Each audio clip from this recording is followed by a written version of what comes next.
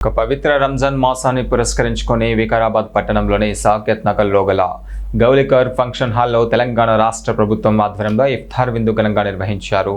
ఈ కార్యక్రమానికి Vikarabad municipal chairperson గడ్డన్ Ananya ముఖ్య అతిథిగా హాజరయ్యి ప్రత్యేకంగా నిలిచారు. ఈ నేపథ్యంలోనే ఆమె ప్రజలకు చేరువగా ఉంటూ పట్టణ అభివృద్ధికి కృషి చేస్తున్న నాయకురాలుగా ఆమె ప్రత్యేకతను చాటుకున్నారు.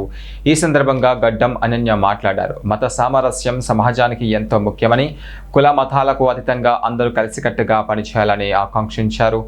ముస్లింల సంక్షేమానికి రాష్ట్ర ప్రభుత్వం పెద్దపీట వేస్తుందని తెలిపారు.